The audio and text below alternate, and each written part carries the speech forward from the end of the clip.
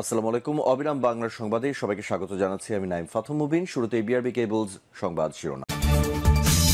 জানিয়ে দেব সর্বশেষ আপডেট বাংলা সংবাদ। শুরুতেই শিরোনাম।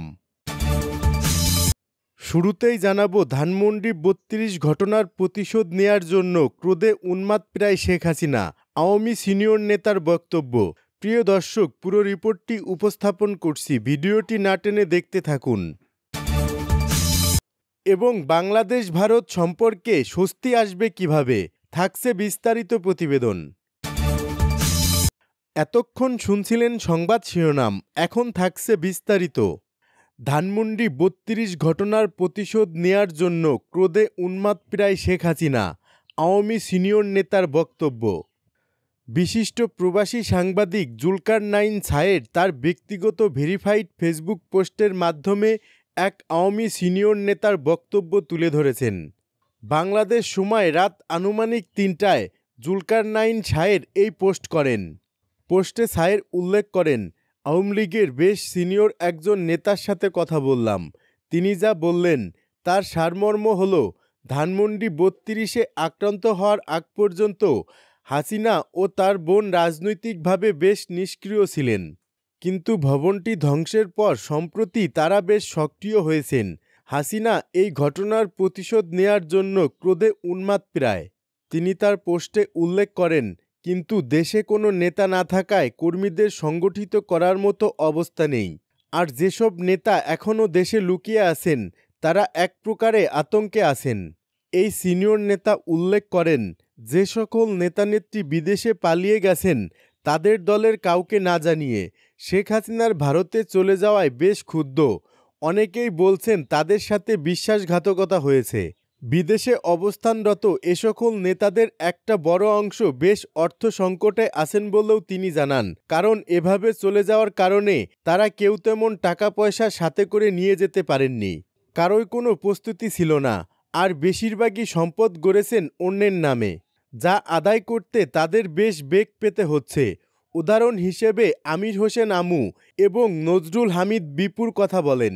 তিনি দাবি করেন, আমুর সবই অন্যের নামে করা, আর বিপুর দুবাইতে করা সব বিনিয়োগ রাজীব সামদানির মাধ্যমে হয়েছে, যা পরবর্তী পরিস্থিতিতে সামদানি আর ফেরত দিচ্ছে না।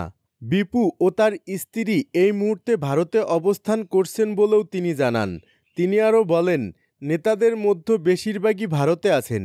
ফজলে তাপস আছেন সিঙ্গাপুর, আর বাদবাকিরা দুবাই, কানাডা, যুক্তরাজ্য, কয়েকজন অস্ট্রেলিয়াতে। বর্ডার পার হয়ে নিরাপদে কলকাতা পর্যন্ত পৌঁছাতে আত্মগোপনে থাকা আওয়ামী লীগ নেতাকর্মীরা মাথাপিছু ২০ লক্ষ টাকা পর্যন্ত খরচ করেছেন বলেও তিনি জানান। সায়ের অবশ্য তার পোস্টে আওয়ামী লীগের সেই সিনিয়র নেতার নাম উল্লেখ করেননি। বাংলাদেশ ভারত সম্পর্কে স্বস্তি আসবে কিভাবে, থাকছে বিস্তারিত প্রতিবেদন। শেখ হাসিনা সরকারের পতনের পর বাংলাদেশ ভারত সম্পর্কের অবনতি ঘটেছে। সরকারি পর্যায়ে দুই দেশের মধ্যে দুই একটি বৈঠক হলেও তাতে পরিস্থিতির উন্নতি হয়নি। তলব বা পাল্টা তলব, বিবৃতি ও পাল্টা বিবৃতি চলছেই। তাহলে সম্পর্ক উন্নয়নের পথ কী? বাংলাদেশের পররাষ্ট্র মন্ত্রণালয়ের সূত্রগুলো বলছে, অবশেষে বাংলাদেশের প্রধান উপদেষ্টা ডক্টর মোহাম্মদ ইউনূসের সঙ্গে ভারতের প্রধানমন্ত্রী নরেন্দ্র মোদির একটি বৈঠকের সম্ভাবনা তৈরি হয়েছে। আর সেটা হতে পারে আগামী এপ্রিলে ব্যাংককে। ৪ এপ্রিল ব্যাংককে সম্মেলনে ডক্টর ইউনূস এবং নরেন্দ্র মোদি দুইজনই যোগ দিচ্ছেন। ওই সময় তাদের দুইজনের মধ্যে আলাদা বৈঠকের প্রস্তুতি চলছে বলে জানা গেছে। আর দায়িত্ব নেয়ার পর আগস্টে দুইজনের মধ্যে ফোনালাপ হয়েছে। এদিকে বাংলাদেশের পররাষ্ট্র উপদেষ্টা মোহাম্মদ তৌহিদ হোসেনের সঙ্গে আবারও দেখা হচ্ছে ভারতের পররাষ্ট্রমন্ত্রী এস জয়শঙ্করের সাথে। বৈঠক হওয়ারও কথা রয়েছে, আর সেটা হতে পারে ওমানের রাজধানী মাস্কটে ভারত মহাসাগরীয় সম্মেলনে।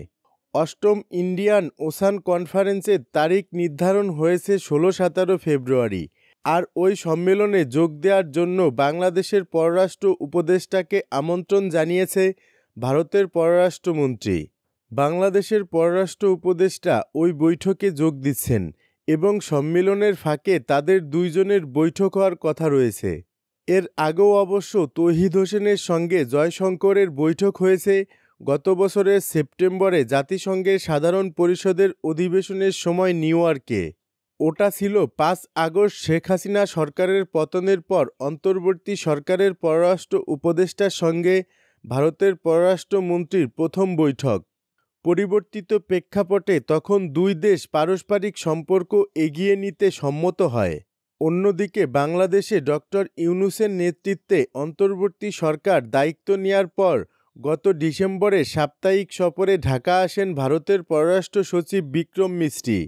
১২ ঘণ্টার ওই বৈঠকে তিনি বাংলাদেশের পররাষ্ট্র সচিব মোহাম্মদ জসিমউদ্দিনের সঙ্গে বৈঠক ছাড়াও প্রধান উপদেষ্টা অধ্যাপক ডক্টর মোহাম্মদ ইউনূস, পররাষ্ট্র উপদেষ্টা মোহাম্মদ তৌহিদ হোসেন এবং সেনাপ্রধান জেনারেল ওয়াকারুজ্জামানের সঙ্গে সাক্ষাৎ করেন।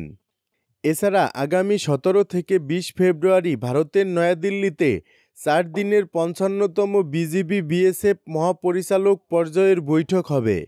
তাহলে সমস্যা কোথায়?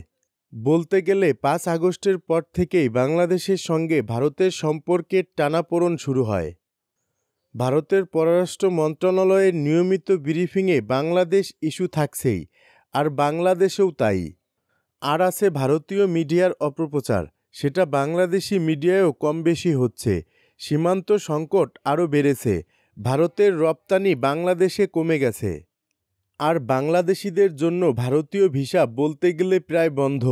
বাংলাদেশি বিশ্লেষকরা বলছেন ৫ আগস্টের পর দুই দেশের সম্পর্কে যে সমস্যা হচ্ছে তার মূল কারণ হলো ইউনূস সরকারকে গ্রহণযোগ্যতার মধ্যে নিতে চাইছে না ভারত। আর বাংলাদেশে ছাত্র জনতার অভ্যুত্থান নিয়ে তাদের মতো করে তারা ন্যারেটিভ তৈরি করেছে, সেটা ভারতীয় মিডিয়াও করেছে। তারা বাংলাদেশকে সমমর্যাদার প্রতিবেশী মনে করছে না। এইসবের বাইরে শেখ হাসিনা একটা বড় ইস্যু। বাংলাদেশ মনে করে ভারত শেখ হাসিনাকে আশ্রয় দিয়ে ঠিক করেনি, আর তাকে ফেরত না দিয়ে উল্টো তাকে বাংলাদেশের বিরুদ্ধে কাজে লাগাচ্ছে। সাবেক রাষ্ট্রদূত এম হুমায়ুন কবির বলেন, ভারত তো বলেই দিয়েছে যে তারা বাংলাদেশে একটি নির্বাচিত সরকারের অপেক্ষায় আছে, সেই সরকারের সঙ্গে তারা কাজ করতে চায়। এখান থেকেই বোঝা যায় অন্তর্বর্তী সরকারকে তারা কী চোখে দেখে। এটা তো এই দেশের জন্য সম্মানের নয়। শেখ হাসিনা একটা উপাদান। এটা ছাড়াও ৫ আগস্টের ছাত্র জনতার গণ অভ্যুত্থান, স্বাধীনতা, এইসব ব্যাপারে বাংলাদেশ নিয়ে ভারত ন্যারেটিভটাই পরিবর্তন করে দিতে চায়। আমাদের মধ্যে এখন একটা ধারণা তৈরি হয়েছে যে বাংলাদেশের অন্তর্বর্তী সরকারকে ভারত চায় না। পারস্পরিক অবিশ্বাস এবং অস্বস্তির কারণেই সম্পর্কটা স্বাভাবিক হচ্ছে না বলে আমার ধারণা, বলেন তিনি। এম হুমায়ুন কবির বলেন, তারা কোনোভাবেই বাস্তবতাকে মানতে চাইছে না। তাহলে এখন যারা বাংলাদেশে ক্ষমতায় আছে তারা কারা? এটা তারা না বুঝলে সম্পর্ক স্বাভাবিক হবে বলে মনে হয় না। আগে তারা যা চাইতো তাই পেত, এখন তো আর পায় না। আর ঢাকা বিশ্ববিদ্যালয়ের আন্তর্জাতিক সম্পর্ক বিভাগের অধ্যাপক ডক্টর লাইলুফার ইয়াসমিন বলেন, আমাদের রাজনৈতিক ভবিষ্যৎ আমরা নির্ধারণ করব। আমরা আমাদের অভ্যন্তরীণ বিষয় আমরা কিভাবে দেখব, কিভাবে সমাধান করব, সেটা আমাদের বিষয়। ভারতকে এটা বুঝতে হবে, তারা বাংলাদেশের সরকারকে অনির্বাচিত সরকার বলেছে, কিন্তু ভারত তো অনির্বাচিত আফগান সরকারের সঙ্গে কাজ করেছে। তারা আওয়ামী লীগ সরকারের সঙ্গে কাজ করে স্বাচ্ছন্দ্য বোধ করে। এই চিন্তা থেকে তাদের বেরিয়ে আসতে হবে। আর জাহাঙ্গীরনগর বিশ্ববিদ্যালয়ের সরকার ও রাজনীতি বিভাগের সাবেক শিক্ষক অধ্যাপক ডক্টর দিলারা চৌধুরী বলেন, ভারত বাংলাদেশকে সম্মানের চোখে দেখে না, এটাই বড় সমস্যা। তারা বাংলাদেশের অভ্যন্তরীণ বিষয়ে সবসময়ই মন্তব্য করে, এটা সম্পর্কের ক্ষেত্রে বড় বাধা। আর তারা যে বলছে বাংলাদেশে একটি নির্বাচিত সরকার এলে সম্পর্ক এগিয়ে নেবে, এটা অভ্যন্তরীণ বিষয়ে হস্তক্ষেপের শামিল। কারণ বাংলাদেশে এখন যে সরকার আছে তারা নির্বাচিতর চেয়েও বড়, তারা সবার সম্মানিত ও পছন্দের সরকার। পররাষ্ট্র উপদেষ্টা বা মন্ত্রী পর্যায়ের বৈঠক অথবা একদম শীর্ষ পর্যায়ের বৈঠকে যে বাংলাদেশ ভারতের সম্পর্ক ভালো হয়ে যাবে এমন আশা করেন না কেউ। তারপরও বৈঠক হওয়া ভালো, তাতে যদি অস্বস্তি কিছুটা কাটে। আর আমার মনে হয় সম্পর্ক সাবলীল হতে পারে যদি প্রফেসর ইউনূস ও নরেন্দ্র মোদীর মধ্যে কোনো বৈঠক হয়। আসলে পররাষ্ট্রমন্ত্রী বা উপদেষ্টা সচিব পর্যায়ে বৈঠকে এর কোনো সমাধান আসবে বলে আমার মনে হয় না। এই বৈঠকগুলো আসলে আনুষ্ঠানিকতা মাত্র, বলেন এম হুমায়ুন কবির। আর অধ্যাপক ডক্টর দিলারা চৌধুরীর মতে উপদেষ্টা বা প্রধান উপদেষ্টা বা প্রধানমন্ত্রী পর্যায়ে বাংলাদেশের সঙ্গে বৈঠক হলে সম্পর্কের বরফ গলতে পারে, স্বাভাবিক হওয়ার পথ তৈরি হতে পারে। তবে এর চেয়েও বড় বিষয় হলো ভারত যে চোখে বাংলাদেশকে দেখে, যেভাবে ট্রিট করে, এটা তাদের বদলাতে হবে। পরিবর্তনটা বুঝে মেনে নিতে হবে, আন্তরিক হতে হবে। বাংলাদেশকে তারা ছোট চোখে দেখে, সেটা হলে তো হবে না। অধ্যাপক ডক্টর লাইলুফার ইয়াসমিন মনে করেন, দুই দেশের মন্ত্রী বা শীর্ষ পর্যায়ের বৈঠক হলে সম্পর্কের বরফ গলতে পারে, কিন্তু তাতেও আমি মনে করি সময় লাগবে, কারণ সম্পর্কের দূরত্ব অনেক বেড়েছে। সবার আগে আমি মনে করি দুই দেশের মিডিয়াকেই তাদের লাগাম টানতে হবে। বিশেষ করে ভারতীয় মিডিয়া বাংলাদেশের বিরুদ্ধে ব্যাপক অপপ্রচার করছে। বাংলাদেশেও যে একদম হচ্ছে না তা কিন্তু নয়, তবে ভারতের তুলনায় অনেক কম।